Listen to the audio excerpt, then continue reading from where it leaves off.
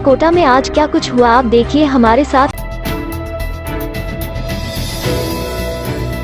पत्नी के वियोग में रेलवे कॉलोनी थाना क्षेत्र में एक पति ने फांसी का फंदा लगाकर आत्महत्या कर ली। पुलिस ने शव का पोस्टमार्टम करवाकर परिजनों को सौंप दिया। पुलिस आत्महत्या के कारणों का पता कर रही है। बताया जा रहा है कि पति और पत्नी के बीच विवाद चल रहा था। मामला घर से निकलकर पुलिस थाने तक पहुंच गया था। इसके बाद पत्नी अपने पीहर चली गई थी। इसके बाद से पति परेशान रहता था। हेड कांस्टेबल महेंद्र कुमार ने बताया कि सूचना मिली थी कि नया गांव किशनपुरा तकिया में रहने वाले राधा किशन ने अपने घर पर फांसी का फंदा लगा लिया है, जिससे उसकी मौत हो गई। राधा किशन डिलीवरी का कार्य करता था। उसकी 14 साल पहले शादी हुई थी और शादी के बाद से पति पत्नी के बीच सब कुछ ठीक ठाक चल रहा था। उनके एक पुत्र है। मृतक के भाई ने जानकारी दी कि उसका भाई राधा किशन फूड डिलीवरी का कार्य करता था। उसकी पत्नी 1.5 महीने पूर्व अपने पीहर चली गई। इसके बाद ही उसका भाई परेशान रहने लगा था। वह गुरुवार को घर पर ही था, तभी उसका भाई राधा किशन भी आ गया और सोने की कहकर कमरे में चला गया। इसके बाद करीब 4 बजे सोकर उठा और सीधा भाई के कमरे में गया तो वह फंदे से लटक रहा था। इसके बाद परिजनों को बुलाया और फंदे से नीचे उतारा और MBS अस्पताल लेकर आए, जहां चिकित्सकों ने मृत घोषित किया। 0507-1503 सुनील शर्मा, महिला की हत्या, खाली प्लॉट में मिला लहूलुहान शव। हत्या का मुकदमा दर्ज, जांच में जुटी पुलिस। कोटा कुन्हाड़ी थाना क्षेत्र में शनिवार को एक महिला की हत्या कर दी गई। महिला की हत्या की खबर से पूरे क्षेत्र में सनसनी फैल गई। पुलिस ने कुन्हाड़ी पेट्रोल पंप के पीछे खाली प्लॉट से लहूलुहान हालत में पड़े महिला के शव को अपने कब्जे में किया और एम्बुलेंस से MBS के मोर्चरी में रखवाया है। महिला की पहचान चंबल की छोटी पुलिया के नजदीक रहने वाली 45 वर्षीय रानी पत्नी राजू वाल्मीकि के रूप में हुई है। महिला के 2 बच्चे, एक बच्ची है।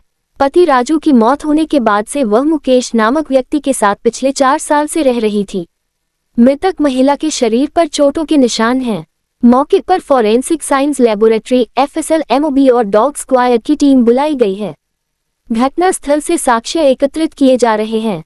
डिप्टी SP गंगा सहाया शर्मा ने बताया कि सूचना पर ASP दिलीप कुमार सैनी सहित अन्य पुलिस अधिकारी मौके पर पहुंचे। इसके बाद FSL टीम व MO टीम को बुलाया गया है। मौके से साक्ष्य जुटाए जा रहे हैं। महिला की हत्या से इनकार नहीं किया जा सकता है। संभवतः पत्थर या अन्य किसी चीज से उसे मारा गया है। मुकेश के पकड़े जाने के बाद ही हत्या के कारणों का MCI अरविंद भारद्वाज ने बताया कि महिला के पहले पति राजू वाल्मीकि की मौत हो गई थे। इसके बाद उसने नाता विवाह मुकेश नामक दूसरे व्यक्ति से कर लिया था। इसके बाद से वह उसी के साथ ही रह रही थी। मुकेश फरार है। मुकेश को तलाश किया जा रहा है। इस संबंध में जांच पड़ताल के बाद ही सामने आ पाएगा। मामले में महिला के बेटे की शिकायत पर हत्या का मुकदमा दर्ज किया गया है। महिला कचरा और थैली बीनने का काम करती थी और टापरी में रह रही थी। जांच पड़ताल के बाद ही सामने आ पाएगा। मामले में महिला के बेटे की शिकायत पर हत्या का मुकदमा दर्ज किया गया है। महिला कचरा और थैली बीनने का काम करती थी और टापरी में रह रही थी। जिला कलेक्टर डॉक्टर रविंद्र गोस्वामी ने कहा कि कोचिंग संस्थान एक मैकेनिज्म तैयार कर 15 जुलाई के बाद कोचिंग संस्थानों में एडमिशन के समय ही विद्यार्थियों को यूनिक ID देंगे, जो अल्फा न्यूमेरिक होगी। इस यूनिक ID से कोचिंग छात्र की एक विशेष पहचान रहेगी। उन्होंने कहा कि कोचिंग क्लासेज में प्रतिदिन अटेंडेंस का सिस्टम बनाया जाए और किसी बच्चे के 3 दिन तक लगातार क्लास में नहीं आने पर संस्थान कारणों का पता लगाए।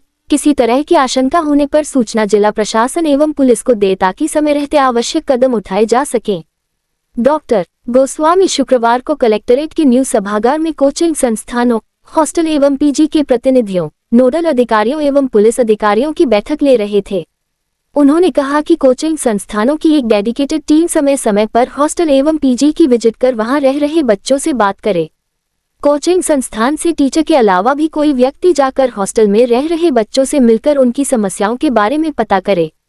उन्होंने कहा कि घर से दूर रहकर पढ़ रहे विद्यार्थियों को अपनेपन का एहसास कराने के लिए पर्सनल टच भी जरूरी है।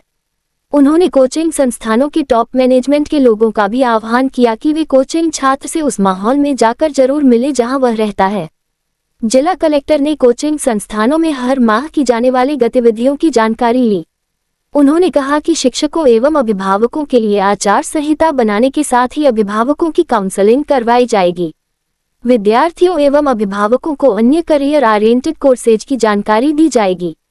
उन्होंने कहा कि नीट जेईई क्लियर नहीं होने पर निराश होने की बजाय विद्यार्थी पॉजिटिव रहे, क्योंकि जीवन में आगे बढ़ने के लिए डॉक्टर एवं इंजीनियर बनने के अलावा कई अन्य ऑप्शन भी है। निरोगी कोटा स्वस्थ कोटा अभियान के तहत शुक्रवार को रामगंज मंडी उपखंड के जुलमी स्थित पत्थर खदान परमार स्टोन माइंस पर चिकित्सा विभाग की ओर से सिलिकोसिस व टीबी स्क्रीनिंग जागरूकता शिविर लगाया। सीएमएचओ डॉक्टर जगदीश सोनी ने बताया कि शिविर में खदान और आसपास के क्षेत्रों में काम करने वाले 65 स्थानीय श्रमिकों की निःशुल्क स्वास्थ्य जांच कर परामर्श दिया। इस दौरान 18 श्रमिकों का बीपी और 8 की शुगर जांच भी गई।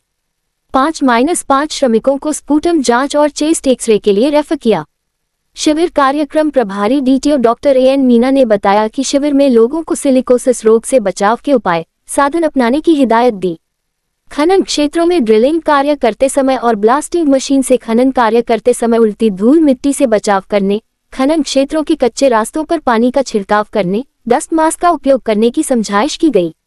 टीबी रोग से बचाव उपचार संबंधी निक्षय मित्र, निक्षय संबल योजना आदि के बारे में जागरूक किया। शिविर में मेडिकल टीम के doctor Hemant Sharma, TB clinic Kota एवं जुलमी पीएचसी प्रभारी डॉक्टर नेहा सुवालका सहित उनके स्टाफ व एसटीएस शैलेंद्र मीना ने सेवाएं दी। डीटीओ डॉक्टर एएसएन मीना ने रामगंज मंडी नगर पालिका कार्यालय भवन में आयोजित खैराबाद ब्लॉक की मीटिंग में टीबी कार्यक्रम की समीक्षा की। साथ ही टीबी मुक्त ग्राम पंचायत अभियान को सफल बनाने के संबंध में ब्लॉक के सभी स्वास्थ्य कार्मिकों, बीपीएम, एलएचवी, सीएचओ, एएनएम और आशा सहयोगिनियों को ट्रेनिंग भी दी। इस रात की सुबह नहीं होती जब तक हाथ में उसकी गर्माहट नहीं होती। चाय का प्याला, अखबार साथ पुराना है, मिट्टी से जोड़ता है। खबरों की खुशबू से सारा घर महकता है। हर रंग में ढला कहानियों से किस्सों तक ले जाता है बेरोक टोक। देश के हर हिस्से तक ये हकीकत का आईना है। ख्वाबों को सच करके दिखाता है। दैनिक नवज्योति, आपके लिए, आपके साथ। ये थे आज के मुख्य समाचार। विस्तार से जानने के लिए पढ़ते रहिए दैनिक नवज्योति। दैनिक नवज्योति के YouTube चैनल को सब्सक्राइब करें और ताज़ा अपडेट के लिए बेल आइकॉन दबाएं।